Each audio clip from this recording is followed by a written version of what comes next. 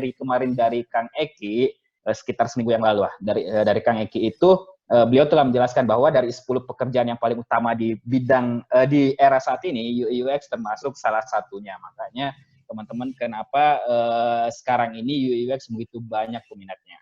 Dan kami dari teman-teman UX ID itu sekarang ini sudah ada sekitar 13 chapter. Jadi di mana ada chapternya itu di UX ID Jakarta, kemudian UX ID Bandung, Kediri, Surabaya, Lombok, Pekanbaru, Yogyakarta, Bali, Probolinggo, Solo, Purwokerto, Batam, dan terakhir ini Makassar. Jadi Makassar ini adalah chapter baru. Dan Makassar ini membawahi juga untuk region-region Indonesia Makassar yang ada. Makanya kita buatkanlah chapter untuk Makassar. Jadi biar UI UX ini merata lah knowledge-nya di seluruh Indonesia.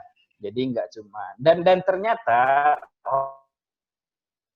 itu juga banyak yang dan bekerja di bidang UI UX. Salah satunya mungkin kalau teman-teman kita cerita ya, nggak tahu sudah join atau enggak. Nanti mungkin beliau akan join juga Mas Taufik. Mas Taufik ini dia Head of UI UX-nya Lingaja dan asalnya juga dari Makassar. Nah, jadi banyak sih orang-orang yang sudah lama bergerak di bidang UI UX ini. Dan informasi juga, minggu depan itu kita akan ada sharing lagi. Topiknya itu nanti akan kita broadcast lah. Di akhir ya kita akan cerita terkait hal itu. Nah, teman-teman berbicara lagi tentang UX ID, tadi ini adalah secara overall, secara overview, secara keseluruhan untuk UX ID yang ada di Indonesia. Dan bagaimana sih teman-teman kalau misalnya saya pengen bikin chapter baru nih, yang belum ada, sok aja nanti kontak teman-teman UX ID pusat, biasanya ke Mas Gerald, nanti beliau akan lihat, beliau akan akses apakah layak untuk dibuka atau enggak. Gitu sih teman-teman. Oke, teman-teman, kita lanjut ke next slide. Kita lebih masuk ke UX ID Makassarnya. Nah, ini UX ID Makassar. Jadi, apa sih visinya UX ID Makassar? Kenapa sih kita pengen buat? Jadi, sekali lagi kita tekankan bahwa UX ID itu adalah NPO, non-profit organization. Jadi, kami nggak pernah mau cari keuntungan di sini. Kita nggak akan ada ambil keuntungan di sini, karena kita murni adalah sharing knowledge. Dan itu yang dibawa misinya juga sama Kang Boris, kalau teman-teman tahu. Jadi, kita nggak pernah adakan sesuatu yang buat cuan. Kita nggak ke sana, tapi kita lebih ke karena kita passionnya sama, jadi ya mau nggak mau kita sharing aja. Dan kalau kita belajar hierarki ini, Maslow hierarki experience itu, salah satu metode paling terbaik untuk belajar adalah dengan melakukan sharing kepada yang lain. Nah, ini makanya teman-teman UX juga atau UX ID itu semangat untuk melakukan sharing-sharing. Jadi biar kita bisa belajar bareng. Jadi yang punya passion terkait UI UX juga bisa sambil sharing-sharing bareng. Oke, teman-teman. Jadi apa sih visinya dari teman UX ID Makassar? Kenapa sih kita pengen buat UX ID Makassar? Ya karena kami ingin itu kita percepatan digitalisasi kawasan Indonesia Timur. Mungkin ini visinya terlalu jauh untuk percepatan digitalisasi, tapi setidaknya kan ada pepatah yang mengatakan bahwa bermimpilah setinggi-tingginya. Kalaupun kita jatuh, paling jatuh di antara awan-awan lah. Jadi setidaknya ini mimpi kami, percepatan digitalisasi kawasan Indonesia Timur. Karena dengan belajar UI UX itu, secara tidak langsung kita sudah bisa sebuah prototipe design thinking, customer user dengan buat prototipe-nya itu kita sudah secara tidak langsung itu kita sudah bisa membuat sebuah produk yang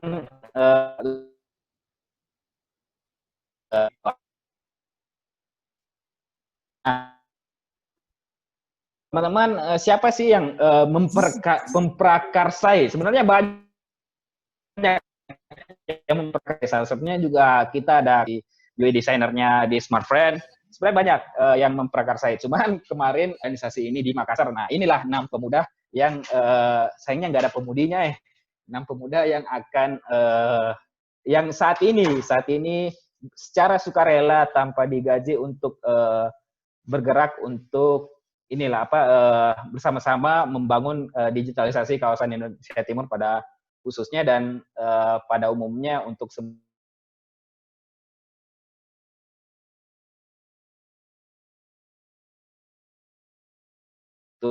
yang asli Makassar, kemudian ada Mas Farid, ini asli Palu, ada Ben juga, ini pemuda Kendari, dan ini Aldi ini masih mahasiswa, jadi kita nggak cuma kerja aja, tapi ada kalangan mahasiswa juga di sisi kami, ada si Bro Aldi ini dari Palopo, kemudian ada Mas Herul, ini dari Makassar. Nah inilah teman-teman yang secara sukarela untuk membantu acara-acara UXID Indonesia Timur, Makassar pada khususnya.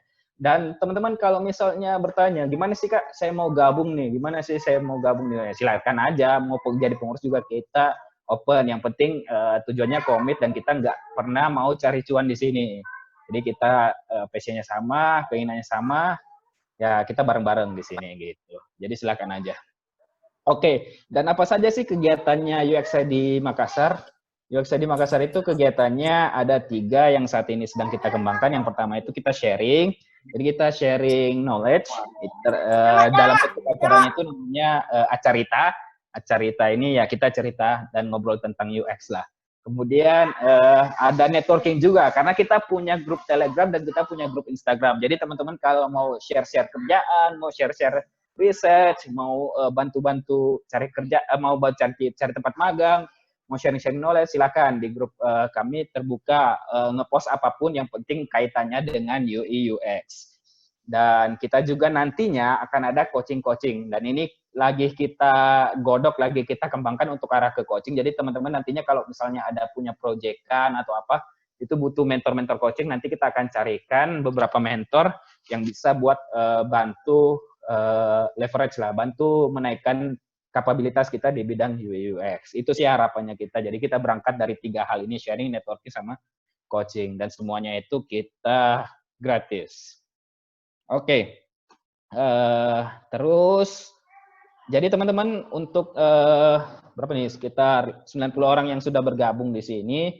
Ya, jadi yang belum bergabung di grup Telegram kami dan belum follow Instagram kami, silahkan. Karena kami nantinya akan selalu update di sini informasi-informasi terkait kegiatan kami. Dan info juga nih untuk teman-teman bahwa teman-teman ketika misalnya pengen share-share case, share-share shot, share-share knowledge, pengetahuan, bisa tag IG-nya UX di Makassar. Insya Allah kami akan repost, kami akan bantu untuk repost di Instagram kami. Jadi kita semangatnya sama, semangat untuk berbagi. Itu aja sih mungkin dari saya, teman-teman. Biar tidak berpanjang lebar, kita sapa dulu nih. Si Kang Raffinya sudah ada. Assalamualaikum Kang Raffi. Waalaikumsalam.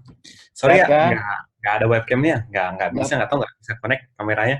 Waduh, jadi nggak kelihatan nih kegantengannya Kang. Ya, sayang banget ya, sayang banget. Tapi Dari nggak tadi apa-apa nyoba Kang. setting nggak dapet. Nggak apa-apa Kang. Saya kasih pantun dulu aja Kang, biar semangat. Nah, boleh. Mati lampu, nyalakan lilin, adik belajar di balik tirai. Selamat datang Kang Raffi. Terima kasih karena mau berbagi. Asik. Oke, Kang Raffi. Jadi Kang Raffi boleh cerita nih kegiatannya saat ini apa aja nih? Aku ini sih sebenarnya fresh grade tahun lalu dari kampus Telkom di Bandung. Oke, kita sama mater lah. Siap. Sekarang lagi kerja jadi UX designer sih di Jakarta. Di Tokopedia ya? Iya, di Tokopedia benar. Nah, sambil ini sih ngurus komunitas desain jam itu. Gitu. Nah, cocok nih. Saya tertarik sama desain jam nih karena ini eventnya sangat viral nih. Boleh cerita desain jam itu seperti apa nih untuk teman-teman yang ada di sini biar lebih tahu nih. Oke, jadi sebenarnya desain jam itu awalnya bentuknya kayak gini kan. Kita awal banget itu cuma punya ada satu program tuh. Jadi kayak kita desain di Figma, ya kan? Karena di Figma kita bisa desain bareng-bareng, kolaboratif kan, bisa kasih komen. Nah, kita manfaatkan itu tuh. Kita desain bareng-bareng semua, komen-komen, terus kita open publik gitu. Kayak gitu. Itu awal cuma dari kegiatan di kampus aja. Terus kita bawa coba keluar nih, wah ternyata rame. Awal yang daftar cuma 7 orang doang. Habis itu naik mulai ke 20. Acara terakhir itu udah 100 orang yang ikut. Itu benar ngebantu sih. Banyak feedback dari teman-teman yang ikut tuh kayak mereka kalau misalkan ngedesain sendiri, mau belajar sendiri, malas biasanya, nggak ada temennya gitu. Betul. Nah, ini juga salah satu bisa jadi cara motivasi kita buat coba belajar. Selain itu juga kita ini sih kerjasama sama beberapa komunitas UX di Indonesia, UX Bandung, UX di Bandung, UX di Jakarta, terakhir di Jakarta, terus sama apa namanya Quix ada itu digital Bang Sofian digital activity yang Bang Sofian ya. Benar Bang Sofian. Itu juga sempat kerjasama juga. Nah, buat istilahnya mereka jadi mentor, ngasih komentar ke desainer pemula biar mereka bisa graduate kayak gitu. Desainnya bisa mulai mature, mulai rapi kayak gitu. Mantap. Di situ sih. Mantap. Nah, jadi siapapun nih mau join ke Design Jam itu acaranya setiap kapan, Kang? Itu acaranya sebulan sekali sih. Untuk bulan ini bakal ada akhir weekend ini. Untuk lengkapnya ntar ditunggu aja sih di Instagram. Oke, di Instagram ya. Instagramnya apa Kang namanya?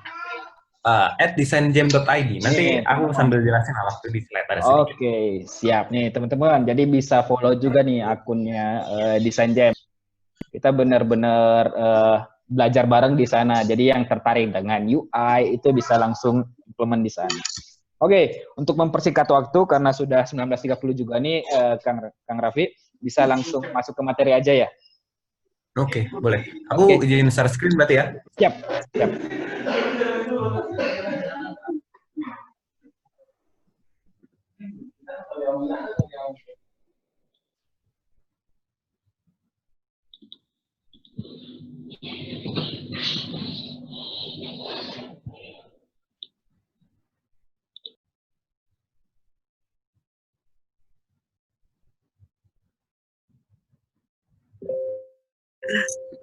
Kan ada apa list-listnya USAID ning. Teman-teman yang masuk room mohon di mute terlebih dahulu ya, soalnya jadi biar nggak mengganggu yang lain. Nanti akan ada kesempatan untuk bisa unmute pada saat kita tanya jawab. Nah, biar lebih mempersingkat kita langsung masuk materi aja nih. Karena materinya sangat menarik dan beberapa perusahaan besar ini pakai Figma. Oke, bisa kelihatan ya slide-nya ya? Oke, kelihatan Kang. Oke, nah jadi ini untuk materinya kemarin aku sempat sebar survei sedikit tentang apa sih kira-kira ekspektasi dari teman-teman workshop kali ini. Nah, sebagian besar sih bilang masih pemula dan perlu basic prototyping, dan titipan dari Kak Adil juga mereka untuk nyampein Figma basic dulu karena masih penyesuaian kayak gitu. Betul. Nah, jadi ini aku crafting mudahan bisa cukup memuaskan sih materinya dan membuat kalian lebih penasaran lagi tentang Figma basic prototyping-nya kayak gitu. Oke, sebelumnya kenalin dulu, namaku Raffi, aku UX designer tadi di Tokopedia, aku juga organizer di Design Jam Indonesia. Kalau misalkan ada yang mau kontak-kontakan sama aku, mau connect di sosial media, LinkedIn, Instagram, dimanapun itu, bisa cari aja @raffimafunda. Kalau kalian sapa, sebisa mungkin bakal aku jawab lah, kayak gitu. Oke. So, aku dari komunitas namanya Design Jam. Kayak tadi yang aku jelasin, Design Jam ini kurang lebih lah misinya sama kayak UXID. Kita pingin ngebawa edukasi yang gratis gitu, yang straight to the point istilahnya, kayak gitu. Nah, sebenarnya Design Jam ini tadi berawal cuma dari satu program, ya kayak gitu, Design Jam, kita ngedesain bareng-bareng. Nah, buat apa sih kita ngedesain bareng-bareng kayak gitu? Tujuannya itu sebenarnya kita pingin mengembangkan budaya namanya open to criticism, kayak gitu. Kita sebagai desainer itu wajib dan kudu kita bisa terima kritik dari orang, kayak gitu. Karena kita nggak bisa ngelihat hanya dari sudut pandang kita sendiri, kayak gitu. Kita harus bisa mau menerima saran dari orang lain, kita harus bisa menerima kesalahan kita, kalau kita salah kita mengakuin, supaya apa? Supaya kita bisa memperbaikinya, kayak gitu. Nah, Nah, dari situ kita bikin format acara melalui desain kritik ini, dari desain jam ini. Jadi desain jam tadi kita ngedesain bareng-bareng dan kita saling menerima kritik dan memberi kritik kepada desain orang lain kayak gitu, dan desain kita sendiri pun kayak gitu. Nah, dengan desain kritik ini salah satu cara yang paling efektif kalau menurutku ya dari desain culture untuk istilahnya nge-boost desain skill kita kayak gitu. Mungkin kita bisa belajar sendirian otodidak gitu kan, entah dari video YouTube, entah dari buku, entah dari manapun. Kita bisa belajar 3 bulan untuk meningkatkan desain skill kita. Nah, tapi itu bakal beda kecepatannya pada saat kita desain kritik. Kita diberitahu di mana kita salahnya dan kita dikasih tahu bagaimana memperbaikinya. Kayak gitu. Nah, jadi desain kritik itu salah satu cara yang paling efektif untuk naikin desain skill kalian. Nah, cuma di sini untuk di desain jam, eventnya baru ngecakup dari sisi UI. Kita masih nyoba tweaking dari sisi UX. Oke, nah terus kenapa kita bikinnya acaranya kayak gitu formatnya? Karena kita pingin istilahnya dari penyampaian materi, dari pola edukasi kita itu lebih dari sekedar teori doang. Kita nggak pengen kayak cuma desainer-desainer Indonesia itu cuma ngerti gimana caranya bikin UI yang bagus kayak gitu. Tapi nggak ngerti kenapa bikin seperti itu kayak gitu. Mereka cuma ngerti visual principle, mereka tahu UI principle, mereka tahu law of UX gitu kan, hukum-hukum UX, tapi mereka nggak ngerti gimana cara implementasinya. Nah, itulah salah satu visi utama yang dibawa dari desain jam itu kayak gitu. Makanya acara-acara kita berformat sebagian besar pasti ada prakteknya kayak gitu. Nah, kalau misalkan kalian penasaran tentang desain jam, kalian bisa coba visit Linktree ini. Nanti di sini bakal ada, kita aktif di bikin event, kita ada grup Telegram juga, kita bikin artikel di Medium, dan kita aktif di Figma Community. Jadi kita nge-share template-template file, kita nge-share contoh prototyping, kita nge-share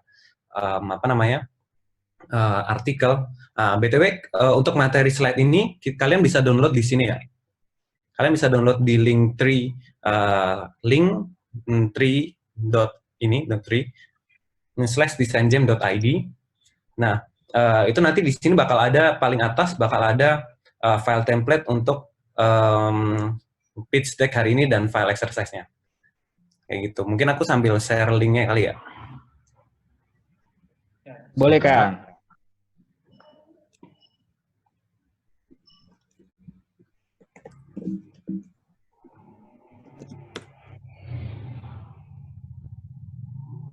Mana nih chatnya nih?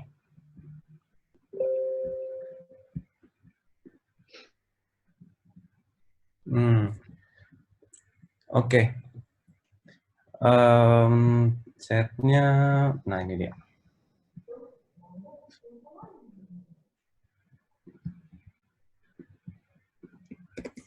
Nah, boleh bisa langsung dibuka di situ ya, itu bisa di copy paste coba. Nah, teman-teman di chat langsung di share, langsung di copy terus di open. Ya, itu di paling atas ada link untuk Figma Basic Prototyping, Pitch Deck, and Exercise File. Itu bisa langsung diklik aja terus diduplicate untuk nanti kita sesi workshopnya.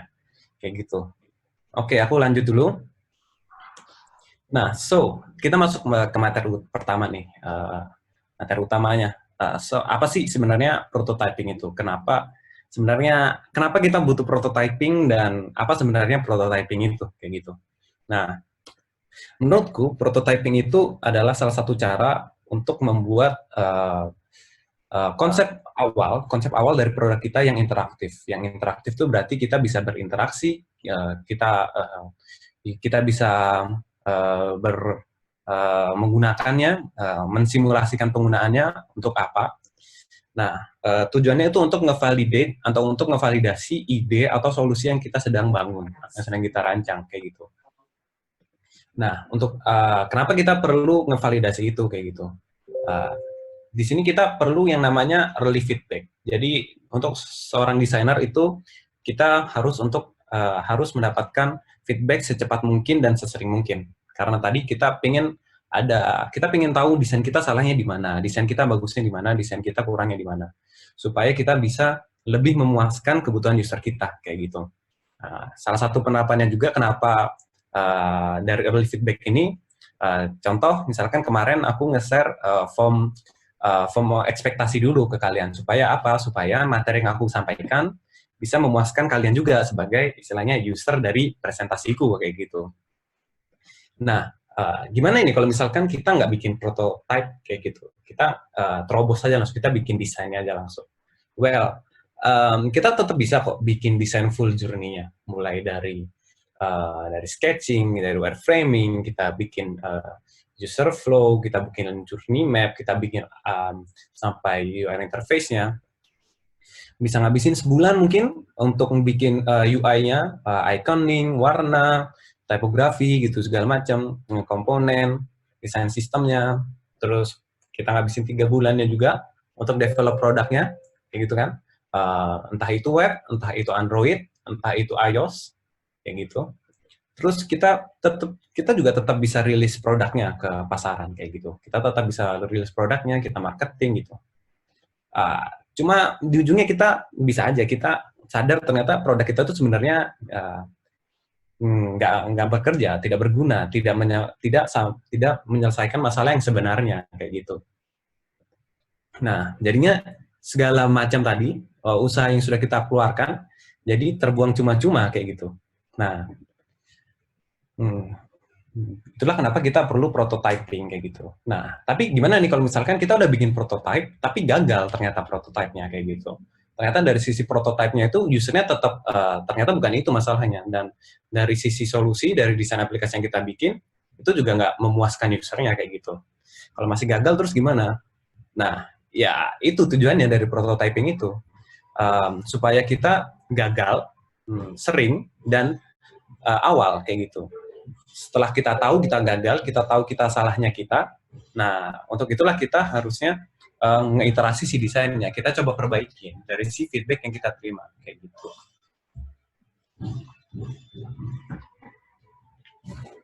Oke. Nah, jadi pertanyaan, Mas, perlu nggak sih kita bikin prototype kayak gitu? Nah, sebenarnya bikin prototipenya itu perlu dan nggak perlu sih. Yang penting adalah untuk ngetes, ngevalidate, dan mencari feedback. Lalu kita iterate, kayak gitu. Itu sebenarnya yang jadi penting dari prototyping ini, kayak gitu. Kalian bisa, dari dengan ada prototype, kalian bisa lebih bagus untuk melalui testingnya. Kita bisa ngasih tahu usernya, kita bikin solusi kayak gini loh, kita bikin istilahnya produk seperti ini loh. Gimana kira-kira menurut kamu? Tapi tanpa prototype, kita nggak bisa ngasih user full konteks sebenarnya apa yang kita bikin. User kita bakal cuma bertanya-tanya, oh kayak gitu ya, oh kayaknya bagus mas, kayak gitu. Wah keren ini, saya pasti setuju kalau bikin kayak gini. Tapi tanpa mereka ngelihat langsung, dan tanpa mereka ngebikin langsung, itu tuh nggak bisa kelihatan kayak gitu. Nah, that's why kita perlu prototype kayak gitu. Salah satu cara untuk ngetes, ngevalidate, dan mendapatkan feedback untuk di-iterate kayak gitu. Nah, pertanyaannya kalau misalkan, oke, prototyping sekarang kayaknya penting deh. Terus prototyping yang bagus pakainya apa sih, kayak gitu. Nah, sebenarnya aku sudah sempat bahas materi ini di webinar sebelumnya. Mungkin nanti aku kasih link tembusannya, cuma singkatnya seperti ini. Prototyping tools tuh banyak banget. Cuma tiap prototyping tools itu dia punya tingkat kesulitan dan tingkat kekerenannya masing-masing. Nah, sedangkan kayak Sketch, XD, Figma itu lebih ke UI design. Tapi dia sangat mudah digunakan, tapi ya nggak terlalu keren juga kayak gitu. Next ada Marvel mungkin, ada InVision, ada Studio kayak gitu. Lalu yang lain ada kayak Principle, ada Kite, ada Protopie, ada Framer dan Origami, itu tergolong susah. Tapi ya juga pasti lebih keren juga kayak gitu. Nah, tapi yang penting kita mulai aja dulu ya kan ya. Kita istilahnya coba kita perdalamin satu kayak gitu. Baru nanti kita bisa tahu mana yang terbaik untuk kita kayak gitu. Nah, untuk kali ini kita bakal ngebahas si Figma. Nah, sebelum itu, apa aja sih tipe prototyping kayak gitu? Nah, pertama ada paper prototyping nih. Kalau misalkan kalian pernah sketching gitu kan di kertas, terus dibikin, mungkin kalian pernah bikin sketching di kertas untuk bikin crazy egg doang, atau kayak buat sketsa kira-kira apa yang mau kalian bikin. Tapi sebenarnya itu sudah cukup bisa untuk kalian jadikan sebuah prototype kayak gitu.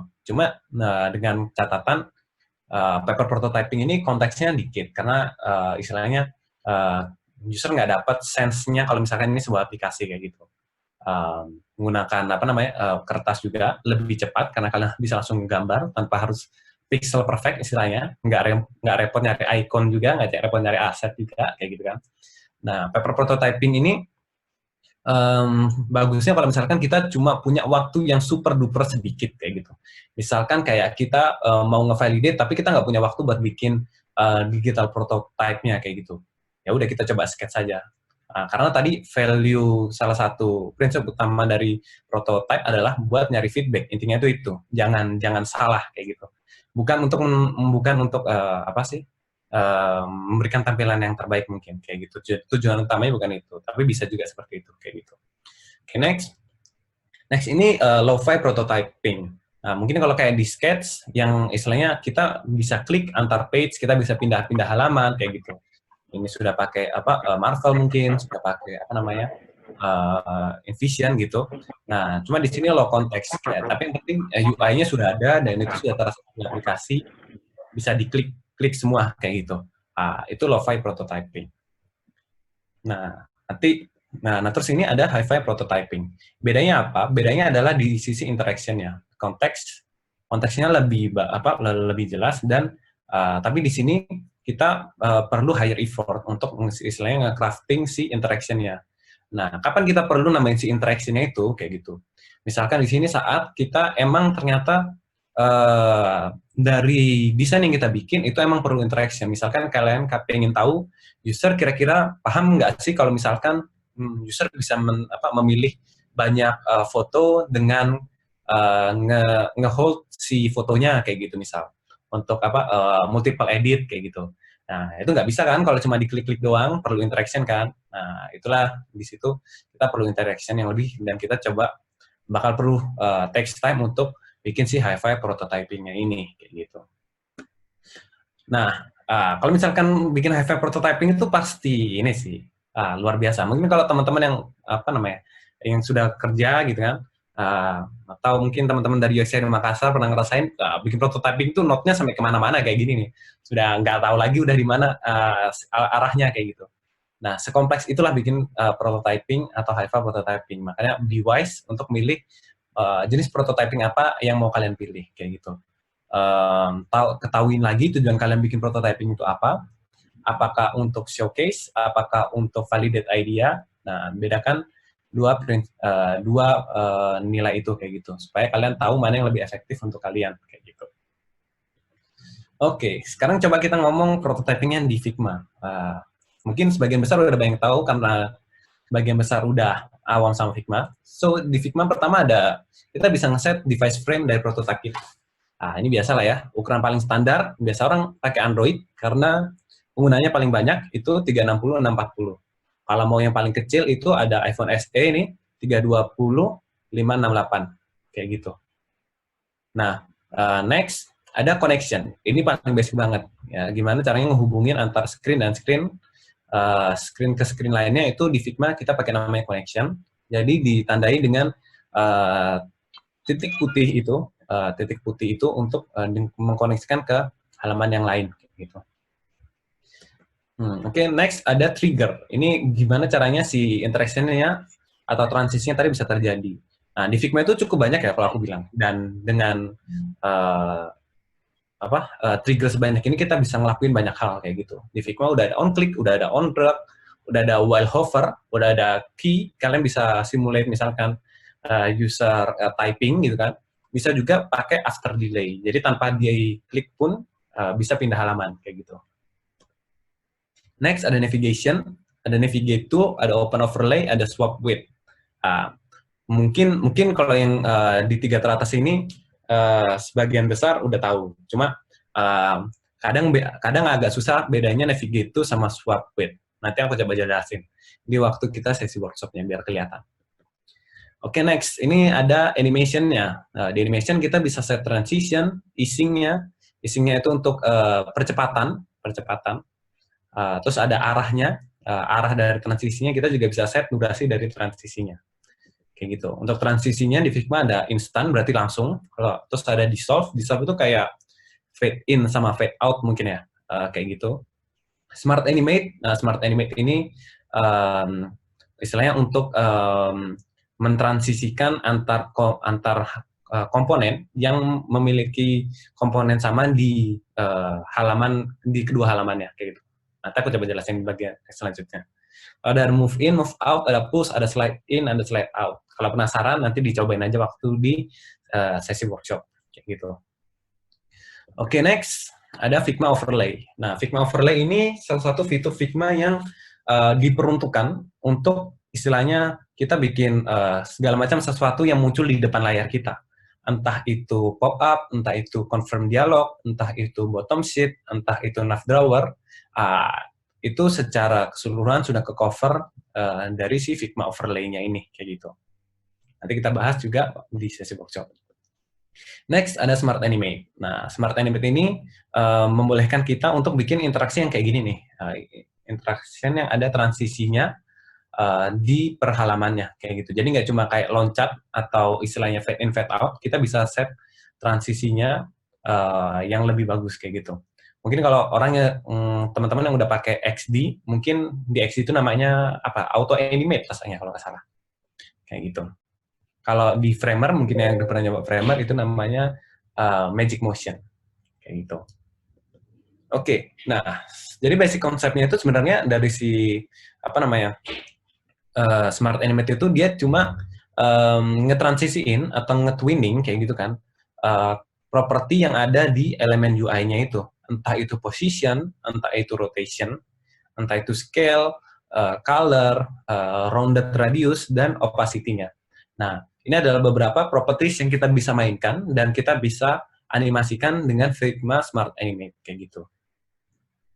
Nah, ya, ini kita mulai lanjut masuk ini sih ke sesi hands on.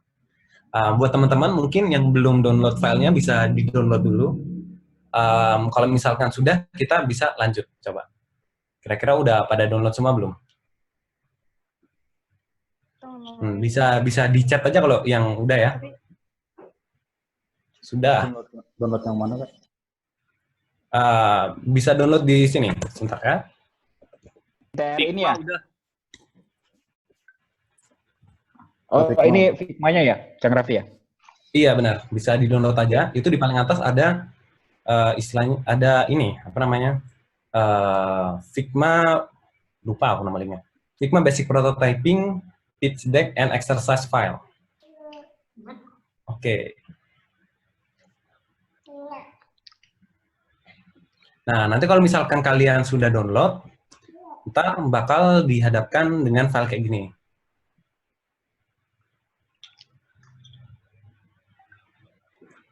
Atau kalau misalkan kalian lihat si... Nah, ini yang di paling atas ini nih. Ini ntar diklik, terus bisa langsung di duplicate aja. Ini baru 20 orang nih yang duplicate nih. 20 orang. Nah, yang lain ditunggu ya, sebentar lagi. Nah, jadi sedikit sharing nih. Kemarin waktu di webinar sebelumnya, itu di sini kita turunkan menjadi sekitar. Nah, waktu di webinar sebelumnya kita bikin ini sih kayak challenge gitu di Instagram. Itu kita bikin coba prototyping di Figma dengan istilahnya kita coba bikin prototyping yang keren kayak gitu di Figma.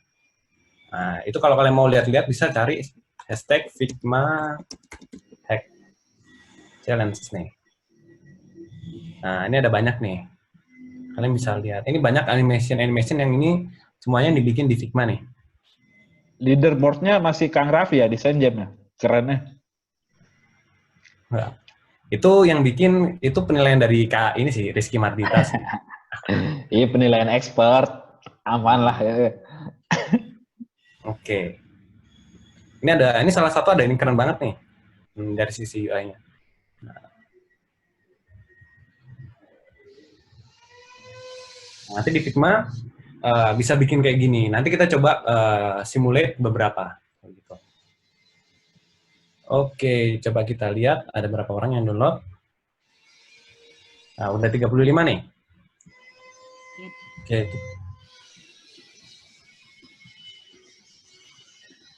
Oke, nah jadi untuk si apa namanya si file Figma-nya,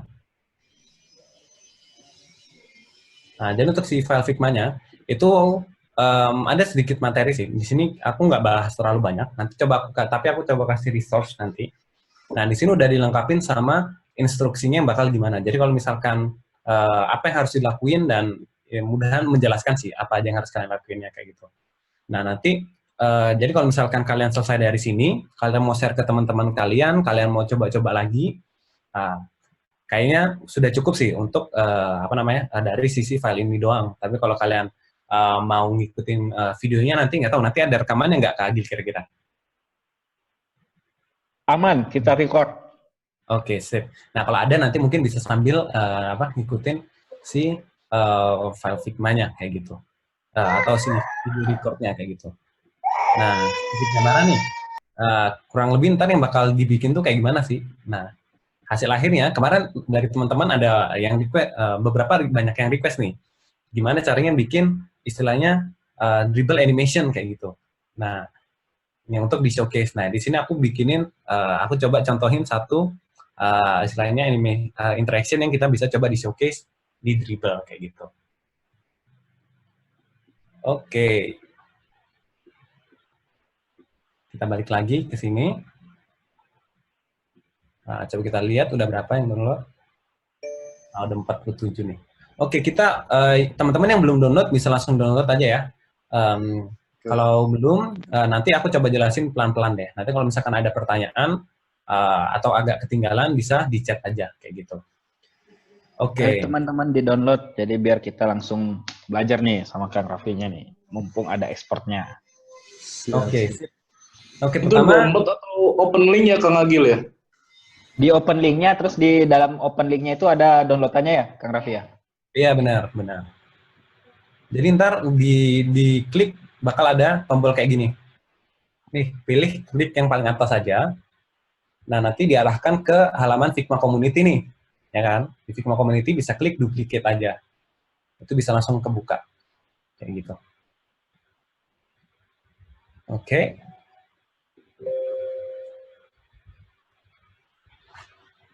Udah 54 nih. Yang lain ya belum ya?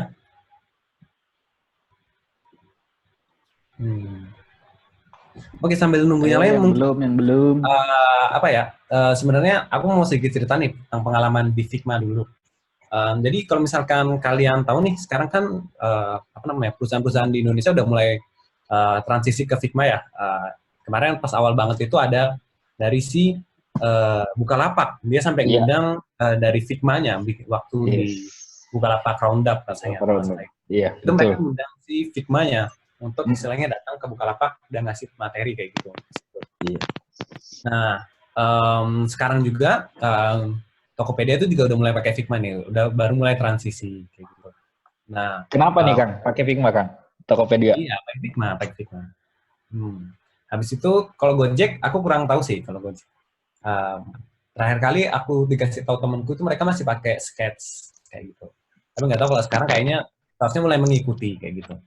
Nah, kenapa sebenarnya Figma ini menjadi sangat powerful kayak gitu? Karena Figma ini di Figma kita udah bisa nge-cover segala macam kebutuhan desain kita sih, mulai dari UI, mulai dari review untuk sama PM atau sama klien kayak gitu kan. Bisa juga apa namanya developer handoff kayak gitu, bisa juga prototyping, bisa juga ngebuat manage design system kayak gitu. Dan ditambah lagi dia real time dan platform agnostik, berarti di device apapun bisa dibuka kayak gitu, mau di Windows, mau di Ubuntu, mau di Mac juga, bahkan di HP kalian bisa buka Figma itu kayak gitu. Tapi kalau di HP atau tablet kalian nggak bisa edit sih, cuma bisa buka doang kayak gitu. Nah, dia juga basisnya web, jadi kita bisa buka di mana aja kayak gitu. Salah satu kekurangannya adalah dia online, jadi dia nggak bisa dibuka offline kayak gitu. Oke, coba kita cek lagi berapa yang udah download. 65, oke. Kita coba lanjut aja ya, sambil aku jelasin. Boleh Kang, sambil jalan nanti. Oke, pertama di sini. Kita coba dari paling atas dulu nih, kita ngetes namanya si connection tadi. Kayak gitu kan. Nah, di sini outputnya kita pingin dari antar screen ini dia bisa terhubung nih, ya kan? Dia bisa terhubung ke istilahnya antar halaman, kayak gitu. Nah, di contoh yang sini, aku pengen saat aku ngeklik si halaman ini, dia masuk ke detail, kayak gitu, kayak gini. Nah, di sini kita coba, karena kita ngebahas prototyping, asumsi kita sudah punya UI, nih, ya kan? Kita sudah punya UI, di sini sudah ada 2 halaman nih, Nah, ini halaman istilahnya home-nya, gitu kan, terus di sini halaman si detailnya. Nah, caranya untuk mengkoneksikannya, kan tadi kita mau klik di sini nih, ya kan? Nah, pertama kita harus masuk ke mode prototype dulu nih, di bagian sini. Di kanan atas, ada prototype.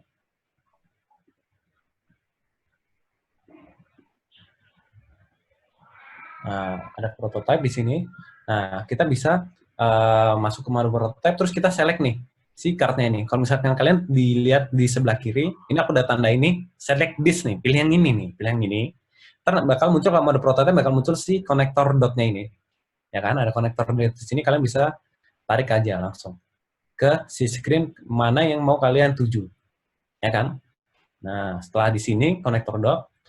Nah, oh ya, tadi jangan lupa pilih si device-nya. Nih, kalian bisa pilih device itu dari si prototype. Prototype itu pilih device. Ini pilih karena screen-nya di sini adalah iPhone X atau iPhone 11, iPhone Pro 11. Nah, kalian bisa select di sini, kayak gitu. Next, tadi kalian konekin, tadi sudah lanjutkan tadi, select yang di bagian ini, card-nya, arahin ke home. Ini sudah terkoneksi nih, ya kan? Kalau sudah, coba klik tombol play. Nah, nanti bakal bisa diklik kayak gitu, kayak gini. Aku coba contohin. Nih, kayak gini. Cuma ini belum bisa. Nah, di sini kita pakai transition yang namanya Smart Animate nih, ya kan? Terus isinnya pakai is, in, and out, kayak gitu. Nah, pertanyaannya adalah kenapa pakai Smart Animate dan kenapa pakai is, and, in, and out, kayak gitu. Nah, sedikit menjelaskan tentang si isingnya, kapan harus pakai isingnya itu. Sebenarnya, kapan kita pakai isingnya itu tergantung dari jenis transisinya yang mau kita lakuin. Kalau misalkan transisinya kayak gini, yang berarti dari dia dari screen ke screen, maksudnya dari komponennya ini dia dari ada dan tetap ada. Dia cuma berpindah posisi, berpindah ukuran, itu kita pakai is, in, and out. Kayak gitu. Jadi, lembut di awal dan lembut di akhir. Pelan di awal dan pelan di akhir. Tapi kalau untuk transisinya yang dia keluar layar, itu kita pakai is out. Is in. Karena kita pengen dia keluarnya lembutnya pas di awal, kayak gitu. Baru pas akhirnya kita jadi cepat, kayak gitu. Nah, kebalikannya, kalau misalkan dia dari luar layar, dia masuk, gitu kan, kalian bisa pakai yang is out, kayak gitu. Karena kita pengen dia mendaratnya dengan lembut, kayak gitu, istilahnya itu kayak gitu. Nah, next, kalau misalkan kalian sudah set transition Smart Animate, gitu kan, terus di sini di screen kedua ada tombol back nih. Tombol back, kalian arahin ke sini, ke tombol back yang ini. Atau kalian bisa set di sini ada navigate-nya, ada back kayak gitu. Nah, kalau kita pakai nav back ini, dia bisa dapat konteks nih, dia dari mana asalnya, dari mana sih halamannya itu kayak gitu. Jadi kalau misalkan di sini aku bikin satu halaman lagi, misalnya, terus ini background-nya aku ganti warnanya misalnya. Langsung, ini contoh ya, untuk nge-simulate si back-nya nih, ya kan? Nah, dari sini, jadi dari si halaman kedua ini, aku bisa, nih, dari halaman kedua ini warnanya dia agak abu, dari halaman kedua ini, aku bisa ke halaman yang ini, kayak gitu, halaman detail. Tapi dari sini aku juga bisa nih, ya kan? Nah, di sini aku pingin pada saat aku back, di halaman ini aku bisa ingat nih, tadi datangnya dari halaman mana ya, kayak gitu. Nah, kalau contoh di sini, nah aku misalkan pindah ke halaman yang lebih gelap tadi, aku coba klik sini, aku back, berarti seharusnya ke yang halaman abu. Kalau aku balik ke sini, aku masuk sini, tekan back, dia balik ke halaman yang sebelumnya dia datang tadi, kayak gitu. Itu dari si tombol back-nya. Oke. Next, kalau misalkan sudah, mungkin ada yang punya kesulitan soal ini, basicnya dari connection dan Smart Animate. Nah, jadi kalau misalkan ngomongin masalah Smart Animate nih, kalau misalkan dilihat tadi, waktu transitionnya ini, kan dia gambarnya terlihat membesar kan, dan si kartnya ini, si bottom sheet yang di bawah ini terlihat datang dari bawah. Nah, karena tadi konsepnya si Smart Animate adalah dia nge-twinning atau nge-animate satu komponen yang dengan nama sama, dengan hierarki dan nama layer sama, di antara halaman, dia jadi bisa ada transition kayak gini. Nah, kalau misalkan kalian lihat dari sisi UI-nya, nih, dia si gambar ini bakal ada di grup yang sama nih. Ini dia ada di under group select this, baru image 5. Sama pula, buat yang ini juga, dia ada di grup select this, dan nama image-nya image 5, kayak gitu. Nah, untuk si bottom sheet-nya kenapa datang dari bawah? Nah, karena di screen sebelumnya, nih kalian udah lihat nih, ada outline-nya di sini. Dia itu karena juga ada di halaman sebelumnya kayak gitu. Nah, di sini kita cuma pindahin dia dari bawah ini ke atas kayak gitu. Nah, kalau misalkan kita lihat di halaman yang sini, dia ada nih frame 412. Nah, kalau misalkan kita naikin, tuh ada kan kayak gitu. Ya, di halaman yang sini kita cuma munculin atau kita naikin dia ke atas kayak gitu. That's why ada transitionnya kayak gini, kayak gitu.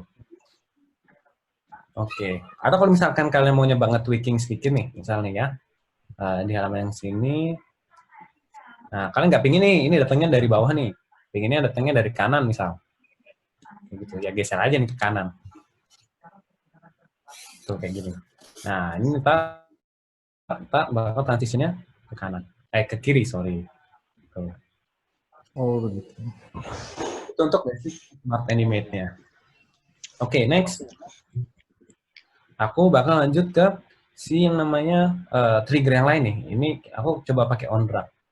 Nah, output yang aku pengen itu aku pengen bikin desainnya kayak gini. Kita bisa nih kita bisa swiping antar page-nya kayak gitu. Nah, ini kita pakai trigger prototyping yang on drag pada saat atau saat ditarik. Nah, artinya itu kayak gitu. Saat si screen yang ditarik, apa yang bakal terjadi? Nah, di sini ada dua layar nih, ada dua screen. Simply yang terjadi, yang kelihatan kan cuma kayak gini, ya kan ya. Nah, cuma sebenarnya si screen-nya ini dari sisi UI itu dibikinkan satu halaman yang kayak gini, yang dia cuma berpindah posisi, sama kayak si bottom sheet tadi. Nah di sini aku set prototyping-nya. Yang harus kulakuin adalah pertama, masuk ke mode prototype tadi, ya kan. Habis itu pilih kumpulan frame yang ini, kan. Ada labelnya nih, select this, ya kan. Terus konektor dotnya kita arahin ke screen yang sebelah sini, ya kan. Nah, triggernya kalian ganti ke on drag, ya kan. Si ininya, navigate-nya kita ganti ke swap width, kayak gitu. Nah, di sini kenapa pakai swap width, gitu kan? Di sini kita pakai swap width karena kita sebenarnya cuma tetap ada di halaman home, kayak gitu. Cuma dia berbeda state atau berbeda kondisi. Nah, makanya kita pakai swap width, kayak gitu. Jadi pada saat nanti contoh kita dari halaman home, kita masuk ke halaman detail tadi, kita nggak bakal balik ke halaman home yang sini. Kita bakal langsung balik ke halaman home yang awal, kayak gitu. Nah, saya pakai swap width. Animation-nya kita set Smart Animate dan pakai is in and out. Nah, karena tadi si UI-nya ini kita udah samakan, ya kan? Di sini ada select this, ini sudah ada samakan juga. Nah, jadi dia bakal auto ke animate, kayak gitu. Bakal teranimasi sendiri. Nih. Nah, setelah kalian connect-in nih dari kiri ke kanan, connect-in lagi yang kanan ke kiri, kayak gitu. Pakai triggernya juga jangan lupa diganti on drag. Jadi pada saat ditarik dari Figma dia bakal ngedetect secara otomatis. Nih, jadi saat kita drag-nya ke kiri dia nggak bakal keganti nih, tapi kalau kita drag-nya ke kanan dia bakal kegeser.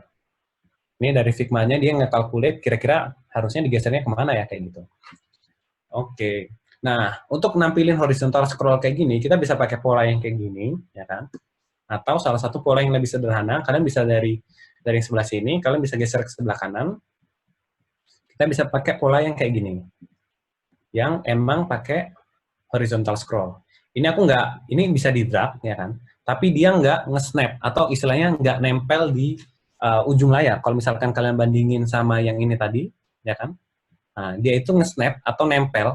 Nih, aku nggak bisa berhenti di tengah nih. Dia bakal pasti nempel di salah satu screen, kayak gitu. Ya kan? Nah, kalau misalkan kalian pakai cara yang kedua nih, ini bentuknya kayak horizontal scroll. Dia nggak nge-snap. Nih, dia lebih bebas, lebih pure kayak gitu. Nah, ini lebih cepat, tapi ya tadi dia cons-nya adalah nggak nge-snap itu tadi. Nah, cara bikinnya gimana? Sama kayak tadi, misalnya kan kita di sini kita cuma perlu satu screen nih untuk nge-simulate yang gitu. Kita nggak perlu 2 screen. Di sini kita pertama adalah yang screen yang ini tadi, screen-nya select this, ya kan? Kita bungkus dia dalam satu frame, ya kan? Bisa kontrol istilahnya control option G. Atau kalau di Windows di Windows control Alt G. Kalau di Mac berarti command option G. Kayak gitu ya. Nah, ini setelah kalian masukin di dalam satu frame nih, ya kan? Ini kita resize si screen-nya sampai pojok layarnya nih, ya kan? Terus kita set si overflow behavior-nya ke horizontal scrolling. Nah, ini bakal bisa langsung scroll secara horizontal. Gitu. Ini bisa dipakai di web maupun di mobile. Kayak gitu. Oke, next.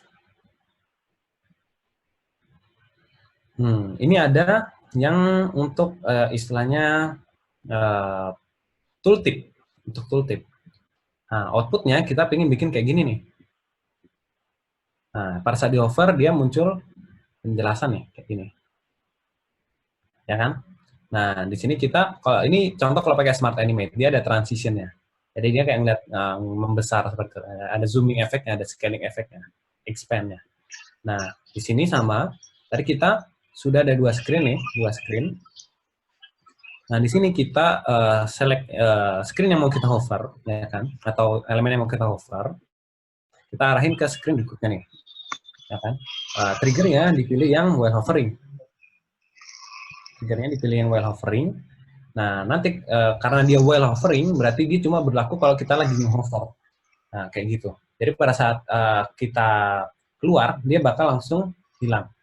Tanpa kita harus set condition untuk baliknya. Kayak gitu. Nah, yang ini tadi, kita kalau misalkan kita coba, nih, ini kalau misalkan pakai si transition-nya instan, dia langsung muncul. Kalau misalkan pakai transition yang di solve, dia bakal muncul fade in. Tapi kalau kita pakai Smart Animate, kita pakai Smart Animate, sorry.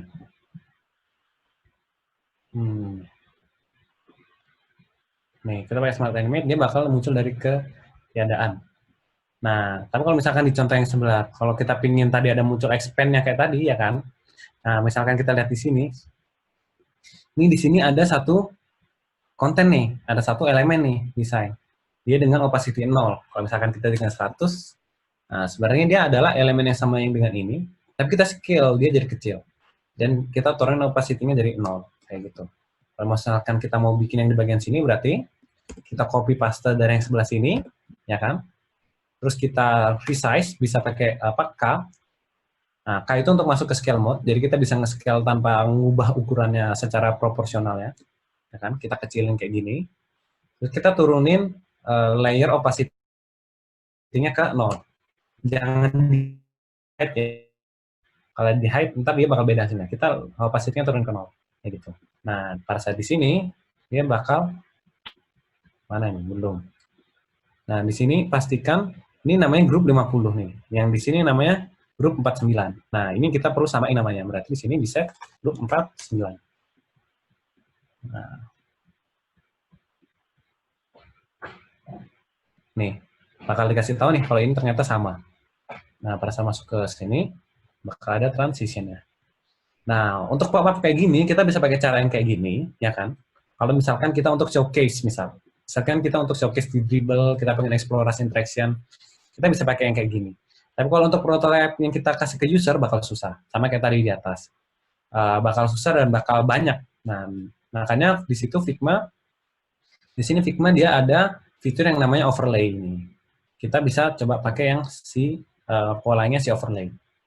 Nah, kalau si overlay, dia dipisahin nih antara elemen yang ada overlay-nya, mau si trigger-nya, dengan si layer overlay-nya. Kita nggak perlu bikin satu screen baru, kita tinggal set si overlay-nya ini. Nah, kita bikin si overlay-nya. Nah, di sini kita set trigger-nya sama while hovering. Nah, cuma di sini navigasinya kita set yang open overlay, ya kan? Nanti bakal ada beberapa menu di bawah. Di sini ada positioning-nya, ya kan? Positioning-nya di sini kita bisa set manual. Kalau misalkan positioning-nya manual, kita misalkan bisa set di sini. Sorry.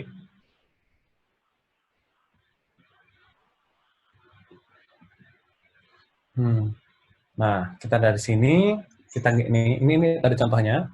Dari bagian sini ya, tombol yang ini kita hover, ya kita klik, tarik si connection dot-nya ke frame yang mau di overlay, ya kan?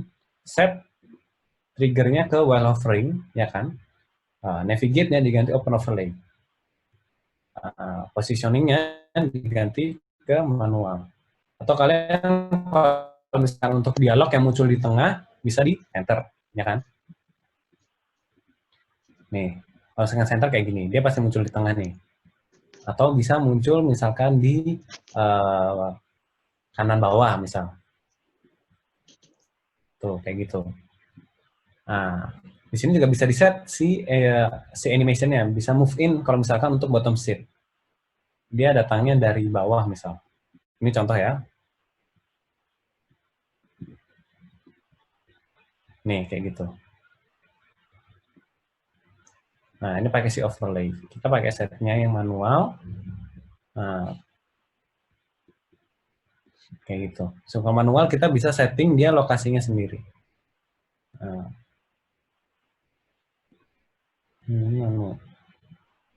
Oke, next. Ini ada istilahnya untuk loading. Di sini kita pengen nyoba trigger yang si after delay. After delay berarti dia nggak perlu diklik apapun, ya kan? Nggak perlu diklik apapun, si screen-nya bisa berpindah halaman sendiri. Nah, ini ada contoh. Misalkan kita mau bikin loading animation yang kayak gini, yang dia tanpa apapun kita bisa dia nunggu aja untuk loading kayak gitu. Nah, di sini kita bisa pakai si yang namanya after delay. Nah, di sini pertama frame kiri kita koneksin ke frame kanan, ya kan? Terus set triggernya ke after delay. Nah, di sini kita bisa set setelah berapa millisecond kayak gitu dia bakal berpindah. Karena aku pengen langsung dia berpindah, jadi aku set 1 millisecond nih. Sama kayak tadi karena dia cuma pindah status screen, kita pakai swap pick, ya kan? Animation ya kita pakai smart animate supaya dia ada transisi berpindahnya ini si indikatornya ini pakai linear. Nah, di sini isinya pakai linear kayak gitu. Duration-nya dikasih 1 detik supaya transisinya lebih pelan kayak gitu. Nah, ini sudah bisa berpindah nih, ya kan? Dia bisa berpindah. Nah, kita tinggal set lagi dari halaman yang sini dia pindah ke sini. Karena kayak tadi di set after delay set 1, smart animate, linear, ini swap width. Nah, dia bakal bolak-balik ke screen 1 dan screen satunya kayak gitu. Nah, si after delay ini nggak bakal muncul kalau kita nge-select si elemen yang ada di dalamnya ini kayak gitu. Nah, nggak bisa. Kita harus nge-select si frame-nya. Nih, kita harus nge-select si frame-nya kayak gitu. Baru kita bisa dapat si after delay-nya. Nah, kita bisa pakai cara yang ini, atau nih, untuk si real prototype, kita bisa pakai cara yang kedua nih. Kita bisa bikin pakai cara yang ini. Nah, di sini ya sama kayak tadi, kita cuma butuh satu screen kan. Kita cuma butuh satu screen biar lebih efektif. Nah, cuma di sini dia bisa bergerak. Kayak gitu. Nah, di sini yang aku lakuin adalah aku bikin satu screen, cuma gambar yang ini aku pakai GIF. Nah, jadi di Figma, format file GIF itu dia bisa di-play atau bisa bergerak pada saat masuk ke prototype. Nah, kayak gitu. Jadi ini bisa berguna untuk kita istilahnya menambahkan layar yang lebih interaktif kayak gitu, yang nggak cuma diem aja. Dan kita nggak perlu bikin 2 screen atau lebih untuk bikin animasi hanya sekedar loading doang kayak gitu. Nah, di sini salah satu caranya kalian bisa download Figma plugin namanya Lotus File. Lotus File nih. Nah, di sini kalau kalian pakai Lotus File, kalian bisa istilahnya nyari GIF yang kalian mau. Misalkan kalau contoh aku tadi, berarti misalkan ini kalau sudah masuk, kalian nanti bakal diminta login, terus animasi apa yang kalian mau. Misalkan kalian mau loading, ketika aja loading di sini. Nah, di sini ntar kalian bisa milih, terus kalian bisa masukin filenya ke Figma, kayak gitu. Gitu. Nah, dan si Lottie file ini juga bakal ngebantu untuk si developer untuk menerapin si interaction-nya kayak gitu. Jadi dari developernya juga dia ada capability untuk integrate animasi yang kalian bikin ke aplikasi mereka pakai si Lottie file ini kayak gitu. Oke. Nah, next. Nah, ini aku ada satu challenge nih buat kalian. Coba gimana kita bikin transisi yang antar ini nih. Transisi yang si halaman ini. Jadi kayak dari screen ini masuk ke screen ini. Dari screen ini, kalau bottom sheet-nya ditarik tadi ya, berarti pakai on drag, dia bakal ngebuka si kontennya.